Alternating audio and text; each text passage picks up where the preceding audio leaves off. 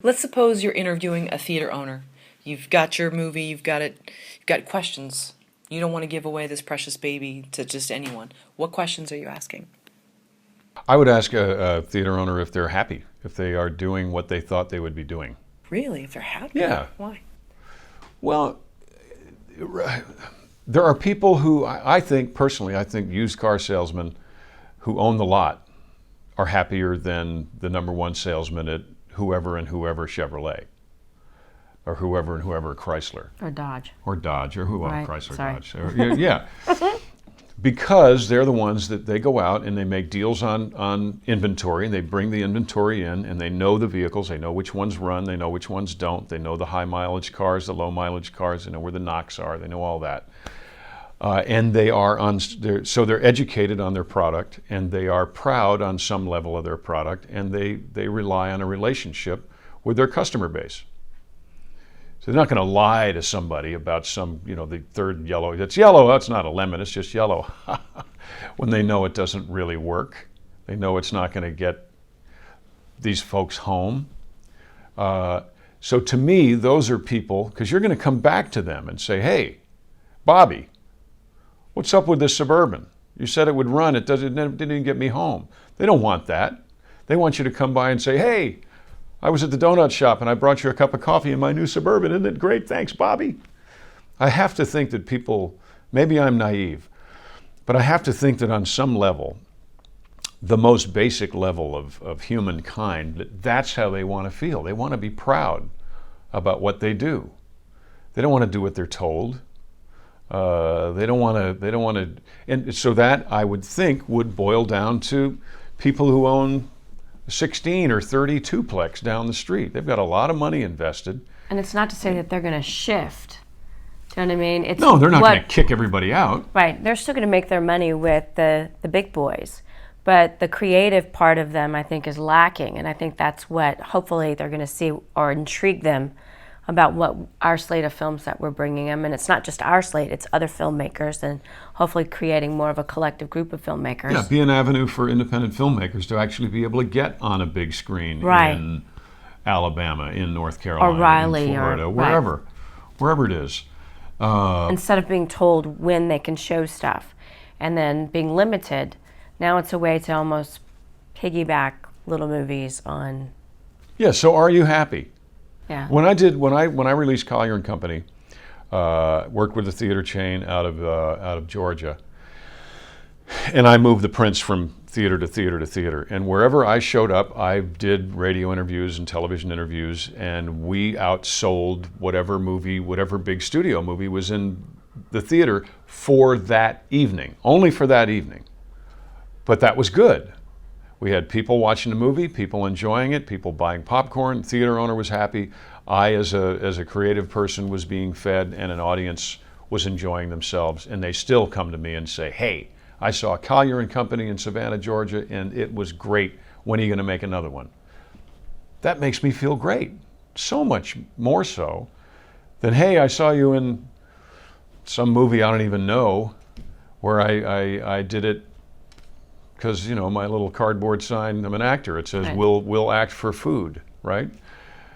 I much prefer the other. And I have to believe, like I said, I have to believe basic human nature. You don't get in the automobile business if you hate cars. You don't get in the movie theater business if you don't like to see people with the weight on the front of their seats watching something that excites them and taking them away. You have to be that kind of person inside. I believe that it has to be true. And if it's not, then we're wrong. And we'll build a drive-in like we're talking We'll build about a drive-in, we'll do it it ourselves, and we'll have the weight on the fronts of our butts. Okay, so are you happy? So suppose they're just grinning from ear to ear. Then they're not the place for us. No? Okay, why not? I mean, but they seem happy.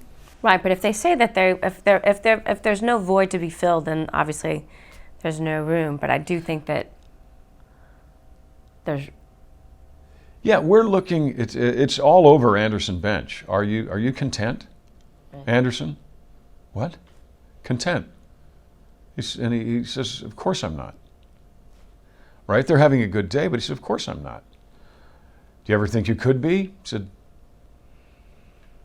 why bother? But if I could have one content day, I could die a happy man. And I think, sadly, that's where a lot of people live. They don't think they deserve to be happy. They don't deserve to be content. It's not possible to wake up in the morning and do what you love to do. We think quite different. It's not possible not to wake up in the morning. It's not possible to wake up in the morning and not do what you love to do. The same thing you were thinking about when you went to sleep is the same thing you start doing when you wake up in the morning. And that's how we're living. And it's a choice. We're not lucky. We're not fortunate. We haven't been hit with the lucky stick. We just refuse to believe otherwise. Just keep working. And that's what Anderson Bench is about. In a very real way. Now, will people see that when they see the movie all the way through? I'm fascinated to find out. Anderson Bench was born of the question: if you knew beyond the shadow of a doubt that you had just lived the best day of your life, not just the best day you've ever had, but the best day you will ever have, how would you end it? Yeah, and he talks about just wanting, when he is questioned, just wanting to make it through without screwing things up. Yeah. One day. time. Yeah. Right? Yeah. That's a shit goal, Anderson. Sorry. That's No, what she oh, says. no, oh, yeah, no, I That's a wasn't shit wincing goal, at that. Anderson. Yeah. You know, people deserve better than that. She says that. You deserve to be happy. You should be happy. And it kind of puffs a little wind in his sails. There are two kinds of people in the world, I think. There are people who well, there are three. People who do nothing. People who take knives to every sale that they see and cut a hole in the middle so it can be less effective. And people who blow wind in your sails to help you get down the road. So which one are you? Theater owner? Car salesman? Which one of those people are you? That's what I want to know. And those are those are the concepts that are around the movies we make. So let's suppose, ideal-wise, personality-wise, you mesh with this theater owner. What are some other questions you're asking?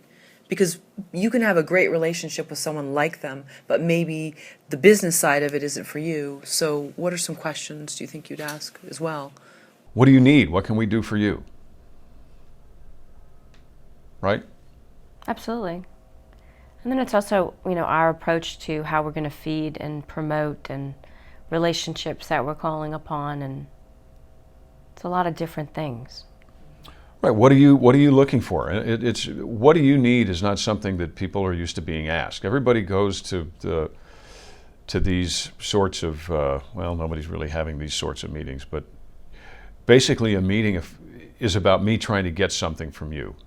And I think that's wrong. So again, we're inverting that model too. This meeting is about what can we give to you? What do you need and how can we help you get it? And also work cooperatively. Do you know what I mean? And I think that's where the shift is. And it's the same way with our approach to filmmaking too, is that most people are, when we start talking about screenplays here to agents and stuff like that, they were like, the first thing is financing, and then how can they help get financing? It's like, no, we already have our financing. Everything we do is very atypical. Yeah. And including how we're marketing and how we're going to deal with the theater owners without giving too much away. It's a very atypical approach. When we started Children's Miracle Network, we were something that hospitals needed and didn't even realize they needed it.